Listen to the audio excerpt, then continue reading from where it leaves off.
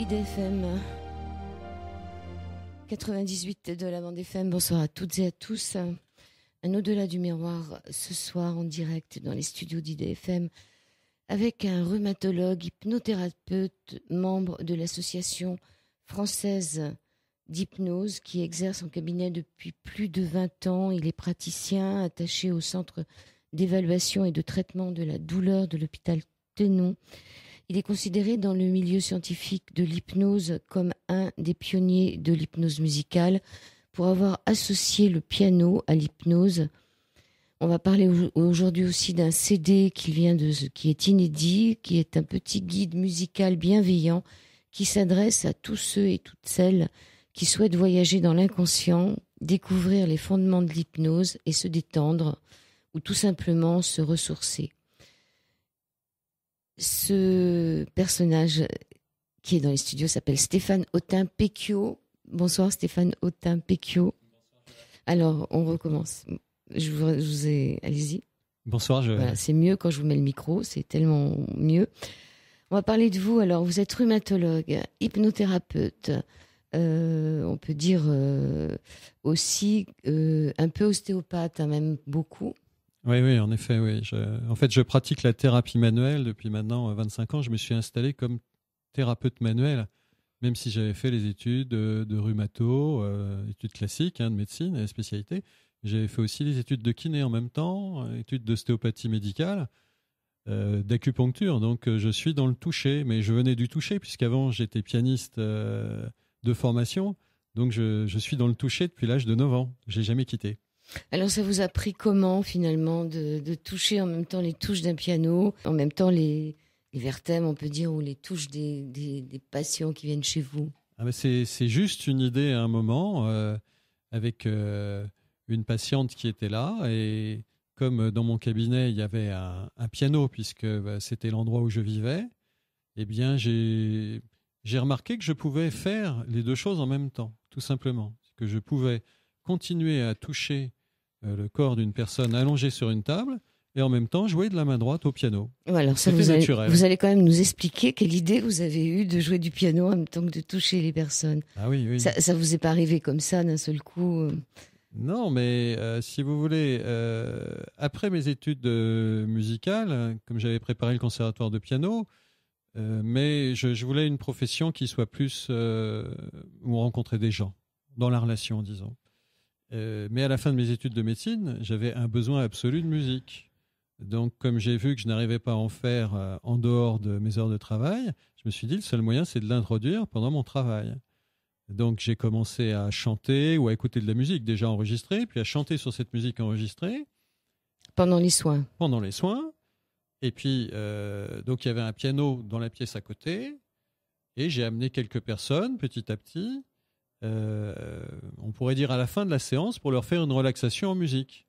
Et puis à un moment, j'ai dû changer de local, donc j'ai mis le piano dans la salle de soins, et là il n'y avait plus de place, donc il fallait, de toute façon le piano était là, la table d'examen était là, et donc là de façon plus régulière, j'ai commencé à toucher les patients, à faire une séance, on va dire, d'ostéopathie, et puis de la terminer en musique, puis d'accompagner la séance d'ostéopathie en musique, en touchant le piano, puis en chantant en même temps.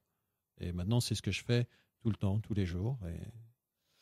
Ok, donc ça vous a pris à peu près, il y a combien d'années de mettre un piano dans la salle de soins? La salle de soins, c'est 99 exactement. D'accord, donc ça va faire 20 ans. Voilà, c'est ça. Ouais. 20 ans. Et donc, pour traiter la douleur, vous avez une vidéo, quand on tape votre nom, Stéphane Autun-Péquiot, sur Internet, il y a une vidéo qui parle de piano et une petite vidéo qui montre des séances. Oui, et vous appeliez ça une piano. J'ai appelé ça toucher piano au début. Toucher piano, voilà. Avant de parler plus de l'hypnose musicale, parce que j'ai rajouté l'hypnose dans un second temps, parce que je me rendais compte très bien que le simple fait de toucher les patients les mettait dans un état d'hypnose. Et si on rajoutait de la musique, l'effet était amplifié. Et donc, j'ai versé assez rapidement vers l'hypnose, parce que le toucher et la musique renforcent énormément le pouvoir de l'hypnose. Et en médecine, on appelle ça la perte de chance, quand on n'utilise pas certaines thérapies pour les patients. Donc moi, ce que j'apporte à l'hypnose, c'est la musique et c'est le toucher, mais c'est beaucoup la musique. Et j'essaye de convertir mes collègues à l'utilisation, à l'accompagnement de la séance d'hypnose par de la musique parce que ça en augmente les effets. Ok, alors est-ce que vous pouvez nous rappeler un peu ce que c'est que l'hypnose, déjà? Oui, Et, bien sûr. et quelle différence avec les états modifiés de conscience, par exemple? Bah, il n'y en a pas. Hein. L'hypnose est un état modifié de conscience. Le plus simple, c'est de dire que l'hypnose, c'est quand on est là et quand on n'est pas là en même temps. Hein. Souvent, les enfants à table, vers 5 ans ou 6 ans, 7 ans, ils sont en train de manger, mais manifestement, ils ne sont pas là. Ou alors, quand vous êtes au téléphone, on voit les gens dans la rue qui téléphonent. Ils sont là, ils marchent, mais ils ne sont pas là. Quand ils traversent la rue, manifestement, ils ne font pas attention aux voitures, donc ils sont ailleurs. Et ça, ils sont déjà dans un état d'hypnose. Et un état d'hypnose, c'est un état non ordinaire ou modifié de conscience. C'est la même chose. Ça arrive à tout le monde tous les jours, plusieurs fois par jour. En ce moment, beaucoup de nos auditeurs sont en train de conduire et en même temps, ils écoutent. Ils sont en état de modifié. Ils ont les deux situations en même temps. Ça, c'est juste l'état d'hypnose. Oui, puis ça nous est arrivé en conduisant et en allant quelque part de se rendre compte qu'on avait dépassé l'endroit là où on devait aller parce qu'on pensait à autre chose. Exactement. C'est exactement ça. Et alors, qui a conduit, hein? Ah oui, alors qui a conduit? C'est une bonne Normalement, question. c'est vous, hein, parce que vous êtes toute seule au volant, mais c'est une autre partie de vous-même. Pendant une partie conduit, une autre partie fait un rêve. Et c'est cet état de rêve qu'on va utiliser en thérapie. On va susciter cet état de rêve. La musique met très bien dans cet état de rêve et on va utiliser cet état pour faire de la thérapie. D'accord. Donc, les personnes qui viennent vous voir, qu'est-ce qu'elles ont comme problème en général? Puisque vous êtes Alors, rhumatologue. comme je suis rhumatologue, souvent ils souffrent, Ouais. mais en même temps, comme je fais de l'hypnose, eh bien, j'ai toutes les demandes qui concernent l'hypnose, en plus de la douleur, c'est-à-dire les problèmes émotionnels, l'anxiété, les troubles du sommeil. Ça fait déjà beaucoup. Ça recouvre déjà beaucoup de problèmes qui sont souvent liés à des douleurs aussi. Donc, il y a une vidéo où on vous voit mettre une personne sur un piano à queue. Je pense à aller allonger sur un piano à queue. Oui, c'est vrai. Et donc, est-ce que c'est le son qui sort du piano en dessous qui la traite ou comment? C'est tout. Ça, c'est l'utilisation du sens vibratoire. C'est-à-dire non seulement il y a le son qui enveloppe la personne, mais en plus elle sent les vibrations du piano et puis elle entend la voix du thérapeute. Mais c'est une utilisation exceptionnelle parce que il n'est pas courant de faire monter quelqu'un sur un piano, puis tout le monde ne pourrait pas. Donc c'était une expérience pour montrer que c'était possible et tout à fait intéressant comme situation. Et là, c'était pour quel sujet? Elle avait quel problème? Elle, c'était un Un problème problème émotionnel. émotionnel. Oui. Voilà. Oui. C'est surtout des problèmes émotionnels dans ces cas-là. Alors, donc, ce CD que... Donc, vous êtes musicien, Au départ, donc je suis musicien. pianiste, Voilà, pianiste, oui, principalement. et vous composez des morceaux. Voilà, en effet, c'est la preuve. Alors, vous me disiez, enfin, tout à l'heure, j'avais cru comprendre que finalement, vous entendez le son de la musique que vous devez jouer en posant vos mains sur le patient. Oui, c'est exact. En effet, le contact physique avec le patient permet de recevoir une information. Souvent, on perçoit l'émotion du patient et quand on est musicien, ça aide beaucoup pour entendre les notes qu'on va lui jouer parce qu'on va jouer au patient les notes qu'on entend d'abord dans sa tête. Hein, le musicien fonctionne comme ça. Tout le monde a la capacité de ressentir, d'entendre des notes. Hein, c'est universel. Entendre une musique sans la chanter, tout le monde peut le faire quasiment. Mais le musicien, il a beaucoup l'habitude et il écoute ce qu'il entend dans sa tête et il va pouvoir le jouer, il va pouvoir reproduire.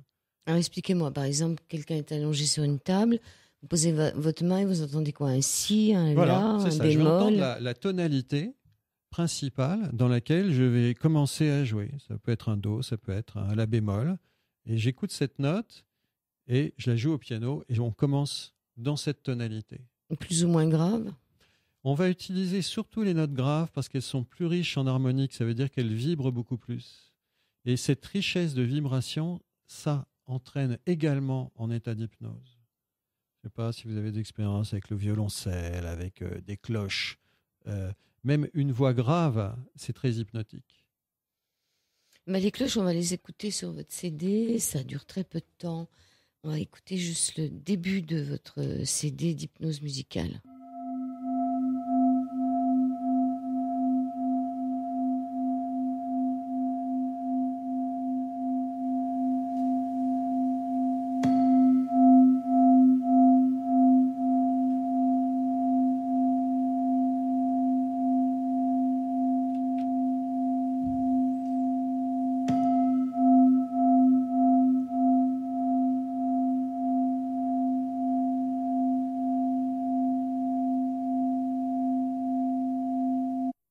Alors ça, ce n'est pas un piano.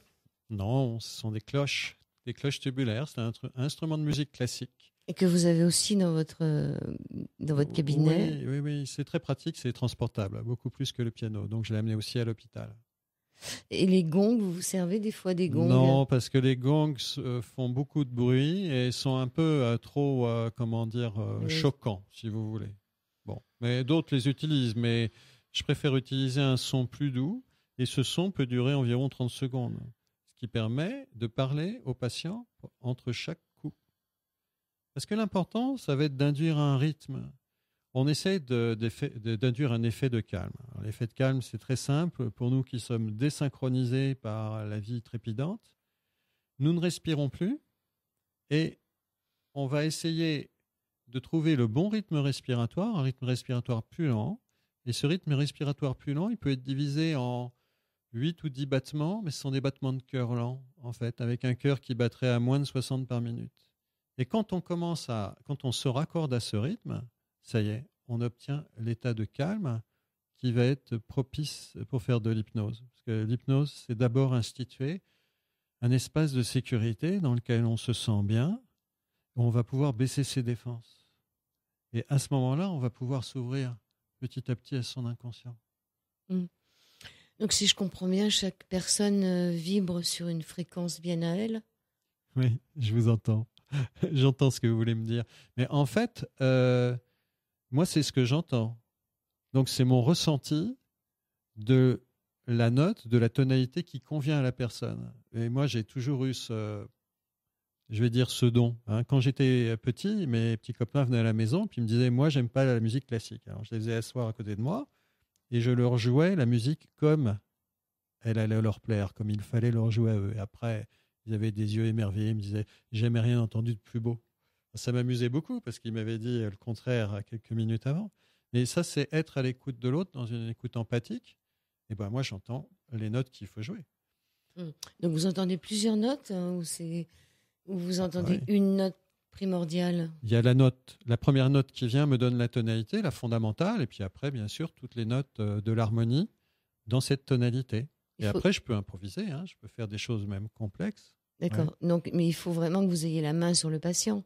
Oui, mais j'ai deux mains, c'est ça l'avantage. Les deux mains, voilà. Donc la table est juste à gauche du piano. Moi, j'ai ma main droite sur le clavier. Et si je m'assois, je peux toucher la tête du patient. Il y a beaucoup de points d'acupuncture qui sont sur la tête. Donc, je peux tout à fait travailler très facilement. Mais si je me mets debout, à ce moment-là, c'est plus une attitude d'ostéopathe. Et je fais sonner un son au piano qui va durer 30 secondes. Et pendant ce temps-là, je peux faire un travail. Et puis, je reviens au piano. C'est juste une danse. On bouge. C'est très mobile, en fait. Non, ce que j'essayais de savoir, c'est que si finalement, il vous fallait quand même, pour entendre le son des personnes, enfin les notes, les accords des personnes qui sont en face de vous, que vous les touchiez, ça peut pas se faire. C'est mieux si on les touche, on a plus d'informations, mais ça peut se faire en direct comme ça. Vous pouvez entendre le son des gens qui sont autour de vous? Oui, parce qu'en fait, entendre le son, c'est pas. Je sais pas si j'entends le son des gens, mais je sais qu'une note surgit dans mon esprit et que j'ai envie de la jouer. Maintenant, est-ce qu'elle émane d'eux? Est-ce que c'est moi qui reçois quelque chose? Ça, je ne saurais pas vous le dire.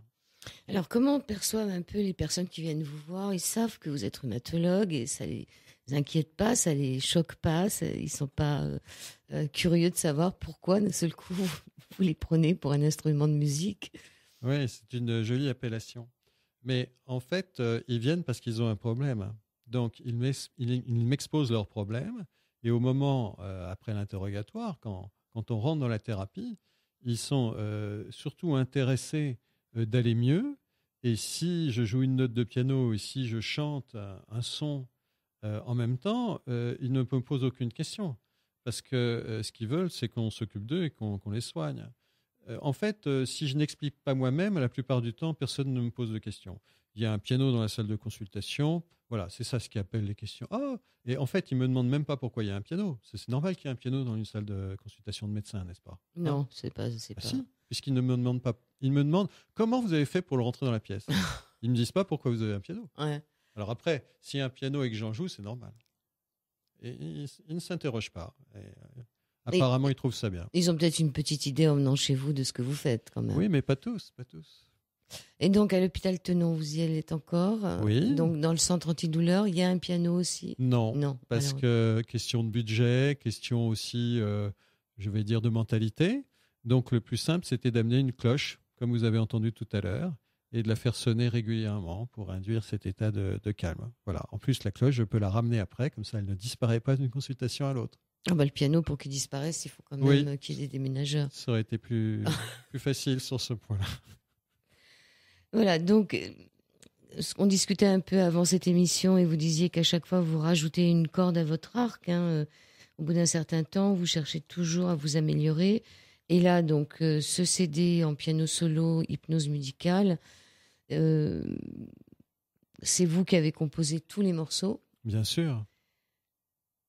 Est-ce que vous pouvez nous expliquer un peu Eh oui, il fallait que ça soit moi qui compose parce que la musique d'hypnose, elle doit être forcément composée par un hypnothérapeute.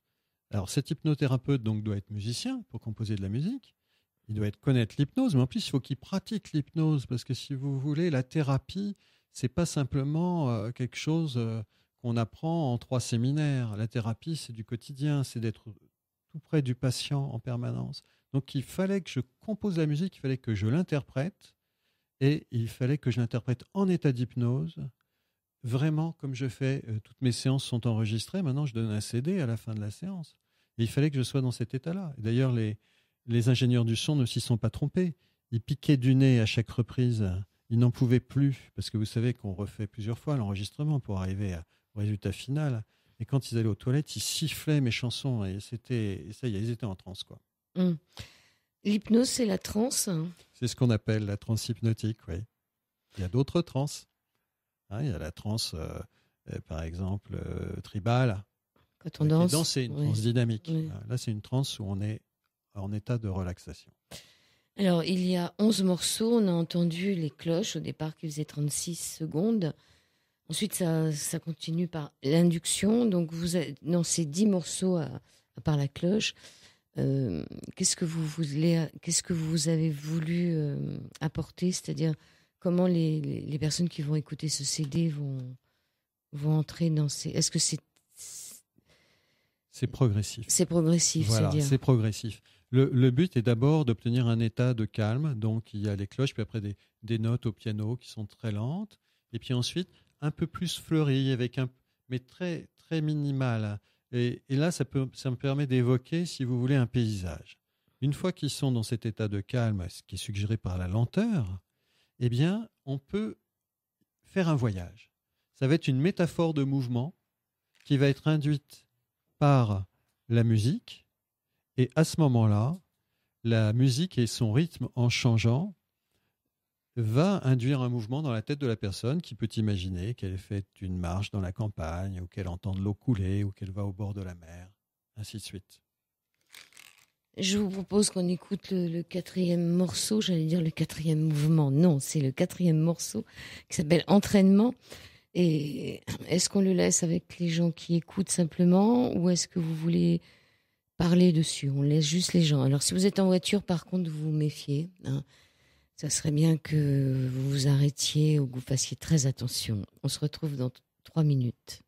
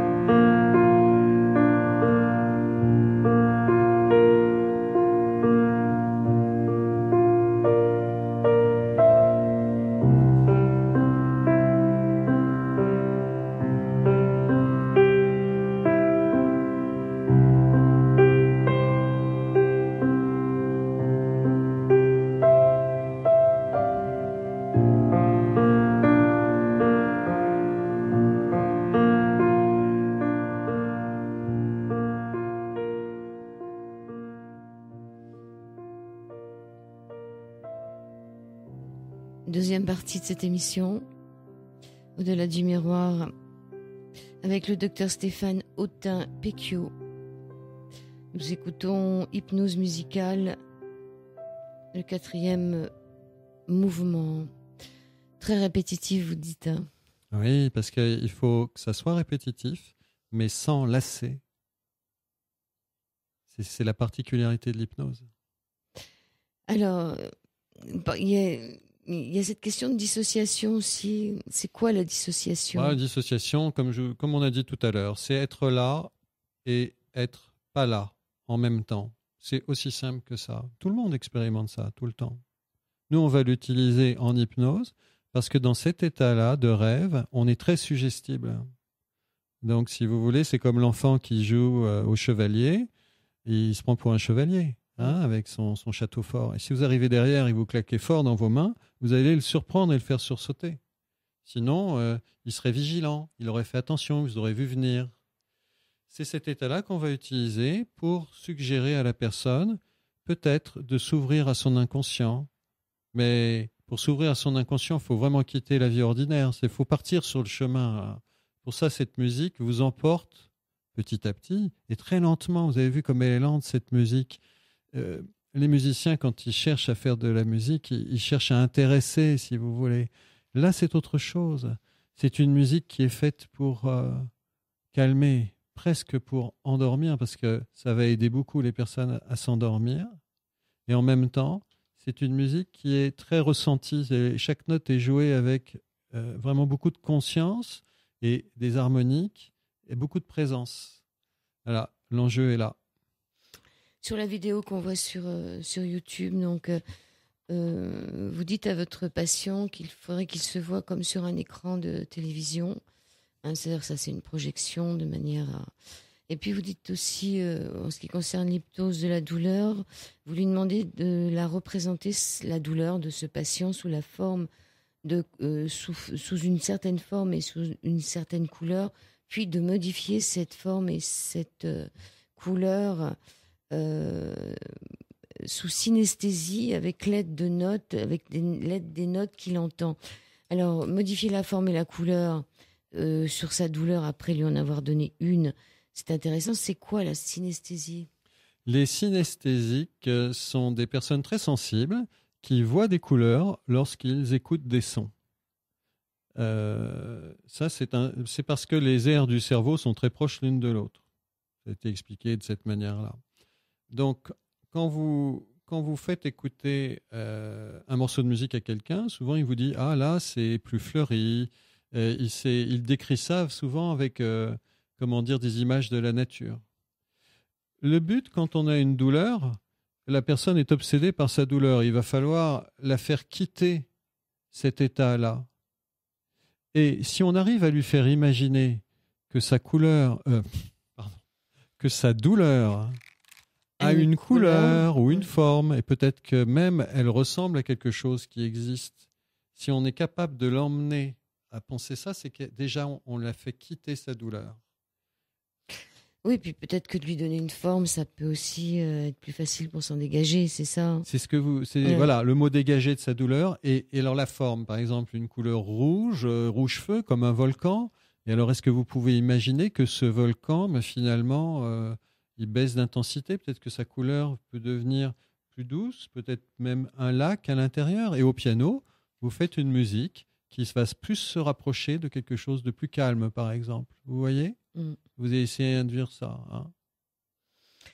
Alors, vous travaillez sur des points d'acupuncture. Dans la vidéo, il est question de cette petite fille de 6 ans dont la sœur, je pense, était morte dans un tsunami. Oui. C'est parce que je suis aussi président d'une association humanitaire. Alors, donc, on avait créé des dispensaires en Afghanistan. Puis, au moment du tsunami de 2004, on est parti au Sri Lanka.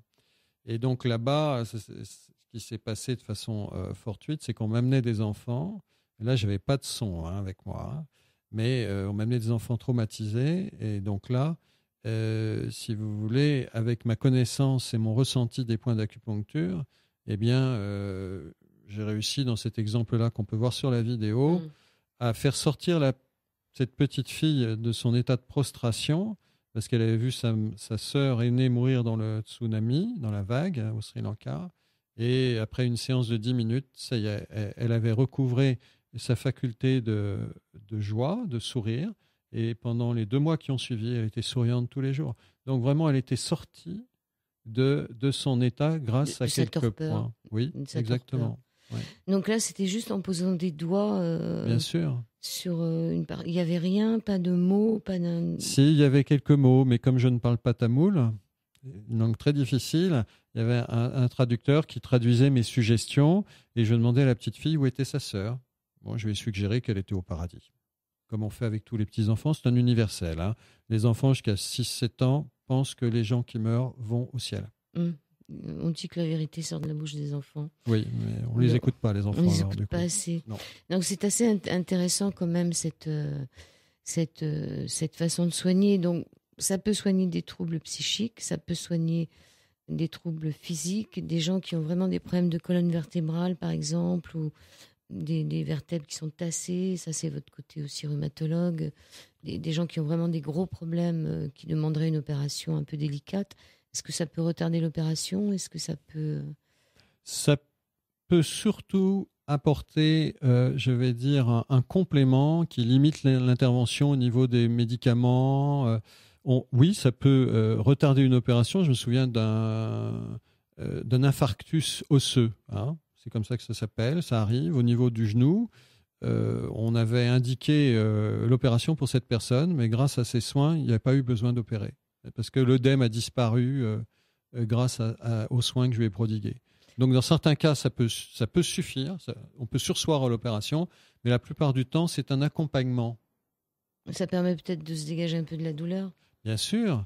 Une de mes patientes me dit douloureuse mais heureuse après plusieurs années de traitement. Un fractus du genou, c'est pas le rhume du genou aussi? Parce que non. On a parlé du rhume du genou aussi. Oui, mais rhume, ça veut dire écoulement ou épanchement. D'accord. Donc, c'est autre chose. C'est pas l'épanchement de synovie? Non, c'est encore autre chose. C'est autre chose. Décidément, les genoux ont peuvent avoir beaucoup de problèmes. Ah oui, il faut aller voir un rhumatologue. Il faut aller voir un rhumatologue.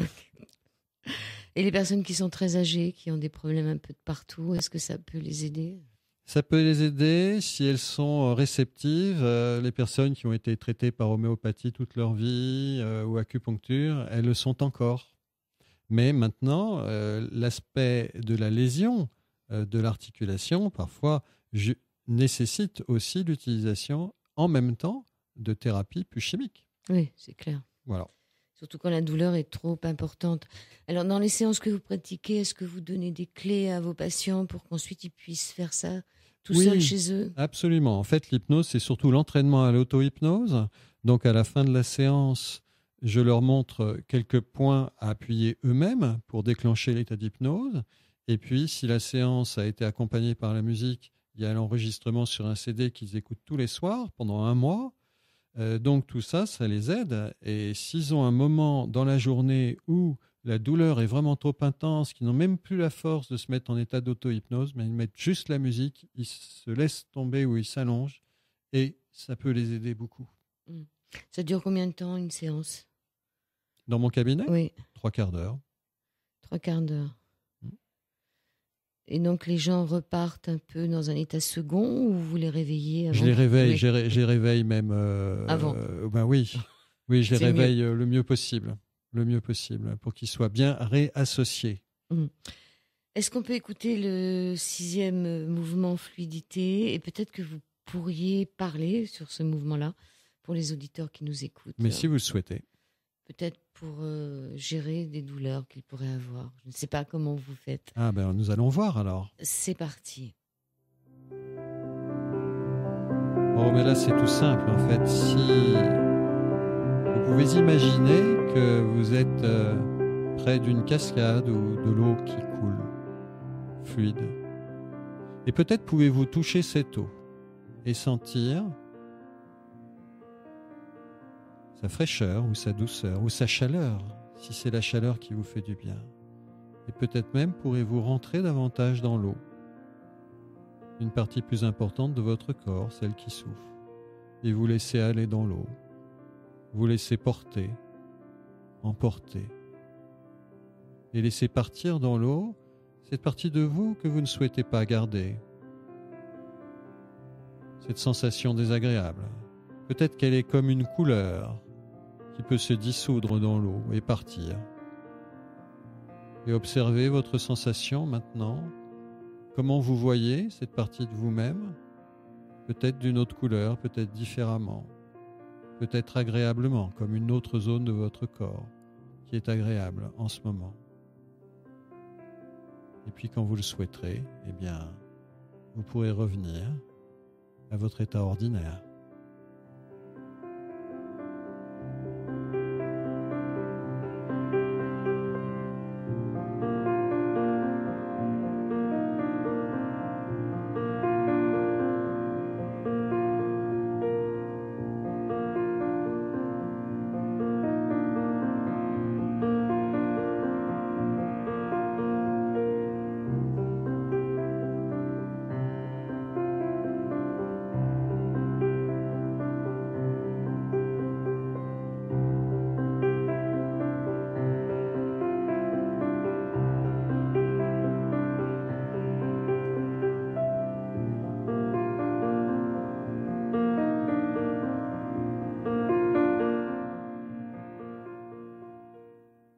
Voilà, et nous nous retrouvons. J'espère que vous êtes revenus à votre état ordinaire pour écouter cette dernière partie, ou pas tout à fait, c'est au-delà du miroir sur IDFM, sur le 98 de la bande FM, avec le docteur Stéphane Autain-Pécuot. Nous parlons d'hypnose, nous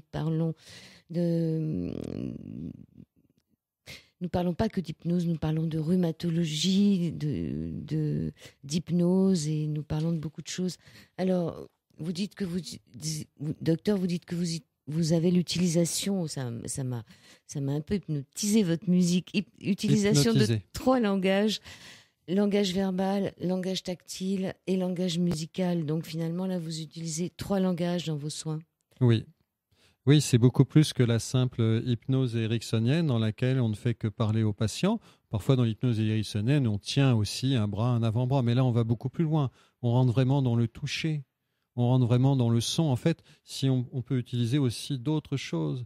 Il y a le HOC, c'est Hypnosis Olfactory Conditioning, donc avec les olfactions. D'autres utilisent les couleurs.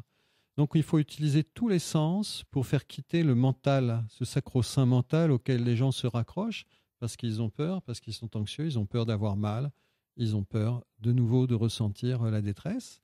Ils s'accrochent à leur mental. Or, c'est en lâchant ce mental qu'ils vont pouvoir trouver une solution nouvelle à l'intérieur d'eux. Ça semble un petit peu curieux qu'on puisse trouver une solution dans le corps. Mais en fait, souvenez-vous que beaucoup de chercheurs ont trouvé des découvertes le matin en se réveillant, ou que c'est justement en allant se promener qu'après on a les bonnes idées. À un moment, il faut lâcher le problème avec lequel on est collé, parce qu'on a utilisé toutes nos ressources pour le résoudre de cette manière-là et ça n'a pas marché. Donc, au contraire, en lâchant, on va détendre le corps, détendre l'esprit et accéder à nos facultés, vous savez, qui sont quand même très étendues, mais auxquelles on n'a pas accès. On dit souvent qu'on ne s'en sert pas, mais souvent on n'y a pas accès. Pour y accéder, il faut arrêter de vouloir contrôler. C'est aussi simple que ça.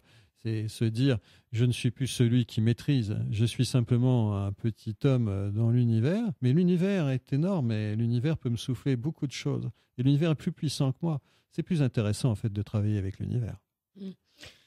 Donc tout à l'heure, vous disiez aussi que finalement, vous travaillez avec le cœur, c'est-à-dire vous essayez aussi d'avoir des battements de cœur qui soient... peut-être qu'on en parlait avant, je ne sais plus si on en parlait avant ou maintenant, on en a parlé tout à l'heure. Donc, est-ce que vous utilisez aussi la respiration de manière à ce que le corps s'apaise? Parce que quand on respire moins vite, quand on a une respiration plus calme, finalement, tout s'apaise aussi. Est-ce que vous demandez aux gens de respirer? Et donc, ou ça se fait tout seul? Oui. C'est surtout, il ne faut pas leur demander de respirer, parce que si vous leur demandez de respirer, ils vont reprendre ça sous le contrôle ou dans la peur en vous disant « mais moi, je ne sais pas respirer ». Donc, en fait, l'objectif, c'est la respiration, mais surtout, on ne va pas en parler. On va l'induire. Et le son, c'est très intéressant, parce que ce battement, en fait, cette musique... Ravel disait que dans le boléro, c'était de la musique sans musique. Mais en fait, ce qui se passe dans la musique d'hypnose, c'est que ce qui est important, c'est pas les notes que vous entendez, c'est la pulsation. Cette pulsation qui revient, votre rythme respiratoire va se caler dessus, inconsciemment. Et du début à la fin, ça va être votre fil rouge, votre ligne de sécurité. Et c'est associé à un battement de cœur qui va être lent lui aussi. Mais ça, vous n'allez pas l'écouter.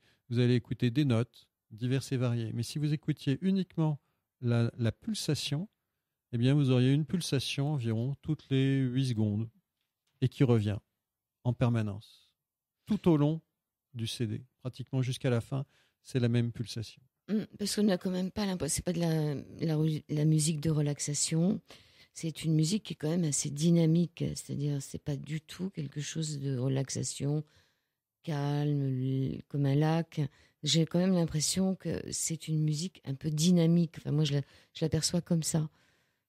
Oui, c'est ce que vous sentez, c'est-à-dire qu'elle est faite pour emmener la personne ailleurs, dans l'inconscient, tout en étant, bien sûr, dans un état de calme. Mais il va y avoir un mouvement intérieur qui va être suscité. Parce qu'il y a une vigilance, c'est quand même de l'hypnose, ça veut dire qu'on va quelque part. Dans la relaxation, on cherche presque uniquement à dormir, à se laisser complètement aller. Mais là, on est mené quelque part, toujours, par cette musique, tenue en haleine, je dirais, mais de façon lente. Guidée, en fait. Guidée. Est-ce qu'on peut entendre la mer ? La mer qui est le 7e morceau, et peut-être si vous avez quelque chose à dire dessus ou pas. En même temps, mais je ne crois pas que ce soit possible techniquement. Bon, alors on va pas le faire.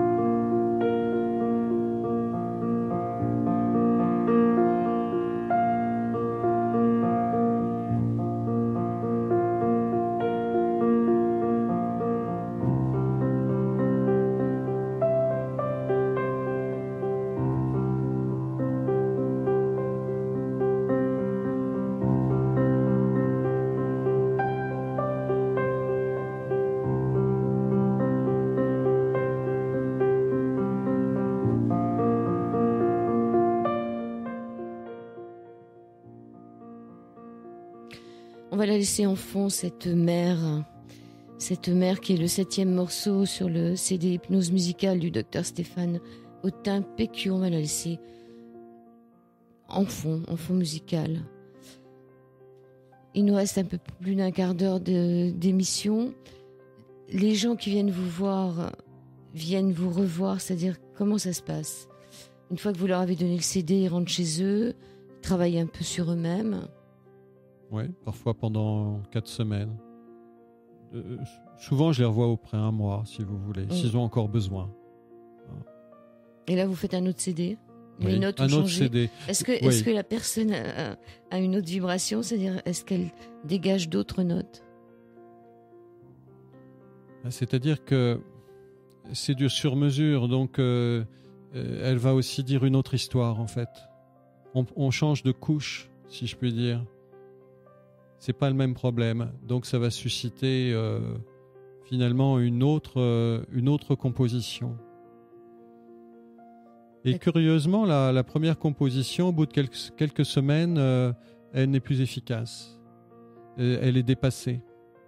Et c'est pour ça que finalement, avec ce CD, c'était intéressant de voir que les patients abandonnaient l'enregistrement de la séance, l'enregistrement sur un problème spécifique, Et comme le problème était dépassé, eh bien, ils pouvaient écouter le CD qui, lui, est un petit peu un universel, et jusqu'à avoir une nouvelle séance, par exemple, où ils auront une autre musique. L'enregistrement de la séance, c'est pas la séance complète. Souvent, on a une vingtaine de minutes, ce qui permet de l'écouter avant de s'endormir.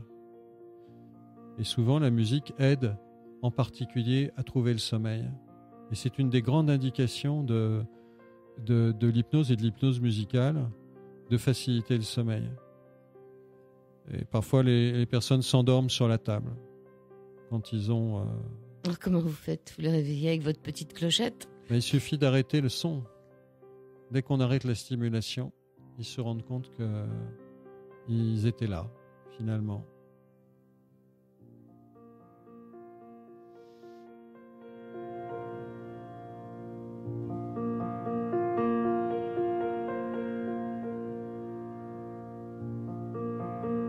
Et là, ce qu'on entend, c'est à la fin de chaque phrase musicale, il y a une pause.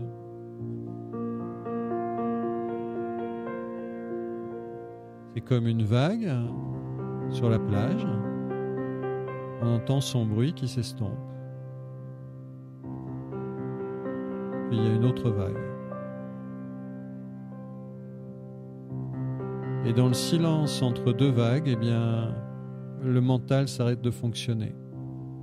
Il n'y a plus de pensée. Et c'est dans ce vide de la pensée qu'il peut y avoir une information qui vient de l'inconscient. On lâche prise. Et c'est pour ça qu'à un moment, on va tellement lâcher prise que là, on va s'endormir. On va plus simplement écouter que son corps, que ses sensations, les sons qu'on entend, qui peut-être percevront de plus en plus lointains, jusqu'à ce qu'il n'y ait plus que le silence,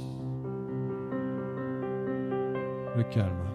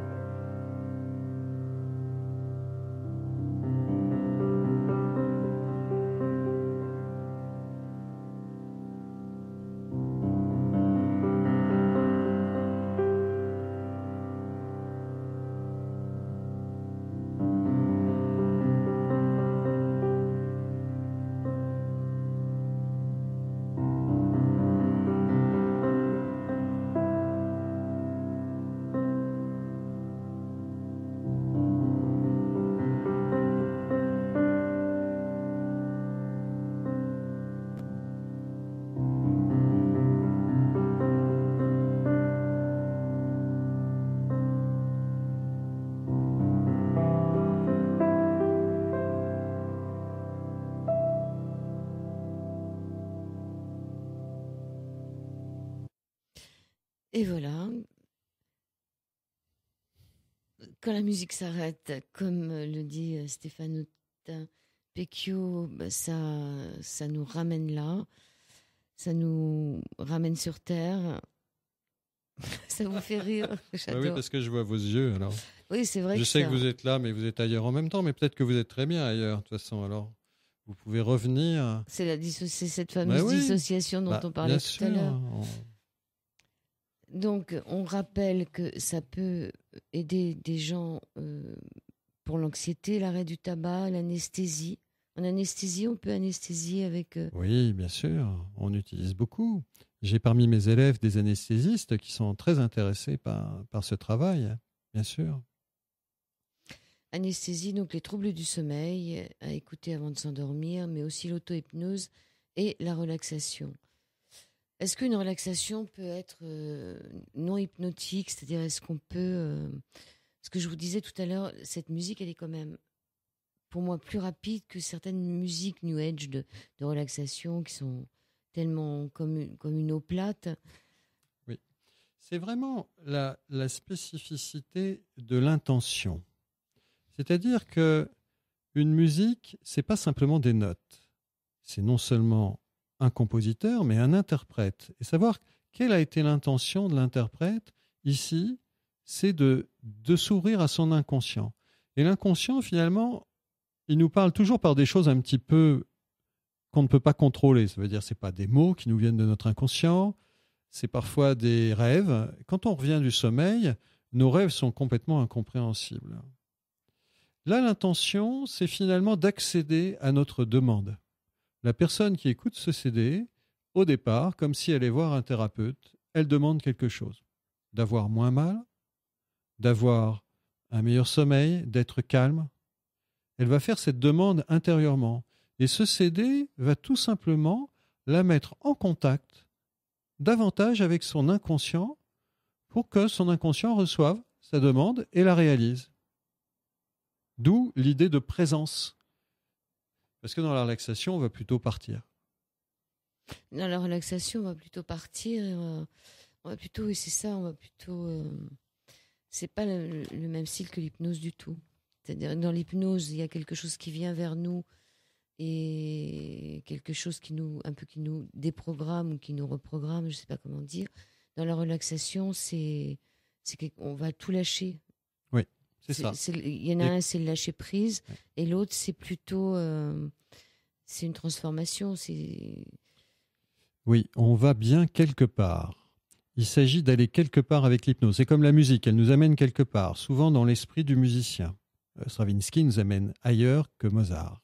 Donc on part dans une partie de notre être où on a décidé d'aller. C'est pas la relaxation où simplement on va se laisser aller.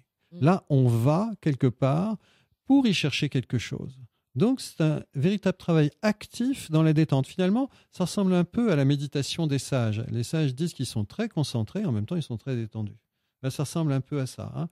Et donc, en effet, c'est un travail. Alors, est-ce qu'il y aura un autre CD, hypnose musicale, avec d'autres morceaux que induction, calme et sécurité, entraînement, mouvement continu, fluidité, la mer qu'on a entendu, recherche inconsciente, envol, retour et point de départ? Est-ce que vous avez d'autres idées qui vont vous venir? Oui, des idées de thèmes. Par exemple, un CD, ce serait une bonne idée de CD. Pour moi, ce serait un CD sur l'énergie pour pouvoir se revitaliser avec des musiques qui nous amènent vraiment là dans les sources jaillissantes, dans les cascades et qui nous retonifient. Un autre qui soit complètement pour le sommeil. Et là, pour un musicien, ce serait d'arriver au silence. C'est-à-dire oser faire une phrase musicale et oser rentrer dans le silence. Parce que dans les concerts, il n'y a pas beaucoup de silence. Mais là, il faut vraiment oser, il faut avoir du cran pour tenir sans jouer. Vous voyez? Voilà, des idées comme ça pour mes futurs CD. C'est ce qui me vient à l'esprit. Et celui-ci, on peut se le procurer où? Pour l'instant, uniquement sur mon site internet, en tapant hypnose musicale ou mon nom, Dr Otimpecchio. Stéphane Otimpecchio. Voilà. Il est voilà, sur mon site pour l'instant, puis peut-être un jour dans des distributeurs sur internet. Mais pas dans les bacs. Voilà. Il n'est pas encore dans les bacs. Non. Vous le gardez pour les initiés, pour ceux qui finalement... Alors que tout à l'heure, on disait l'intérêt aussi que vous avez en poursuivant votre travail, parce que quand même, vous avez fait beaucoup d'études, hein, rhumatologie, hypnothérapie, musicothérapie, on peut dire. Hein. Oui. Et donc, ce qui vous intéresse, c'est que ce CD puisse s'adresser à un très grand nombre de personnes. C'est-à-dire que ça ne limite pas à ceux qui viennent dans votre cabinet. Exactement. Soigner la multitude, c'est un défi extraordinaire pour un médecin. Le mieux que j'ai fait dans un centre de réfugiés, c'est voir 400 enfants dans une journée. Mais bon, c'était juste pour faire les diagnostics et pouvoir adresser les bons médicaments. Mais pouvoir soigner des milliers de personnes rien qu'avec quelques ondes, ça, c'est formidable. Et puis cette radio aussi, il ne faut pas oublier que ça passe par des ondes, donc, et des ondes positives. Donc, est-ce que vous pouvez nous rappeler, est-ce que vous êtes toujours président de cette... Oui. C'est quelle... Oh, elle s'appelle AFT Asie. C'est une toute petite... Ça veut dire Afghanistan, France, Tadjikistan, parce que c'est là-bas que ça a commencé. Et Asie, c'est art, santé, indépendance et éducation. D'accord, et vous continuez à vous occuper d'enfants? On s'occupe d'enfants, on a un dispensaire femmes-enfants dans les montagnes afghanes, à 3500 mètres d'altitude. Et tous les villageois du village sont armés parce que à quelques kilomètres, il y a Daesh. Voilà ce qu'on fait. Et on les aide à tenir le coup. Et vous y allez encore? On n'y va plus parce qu'on risque trop risqué, d'être enlevés. Et si on était enlevé, ça leur causerait beaucoup plus de soucis. Non, on ne fait que leur adresser des médicaments. C'est déjà pas mal. Ouais.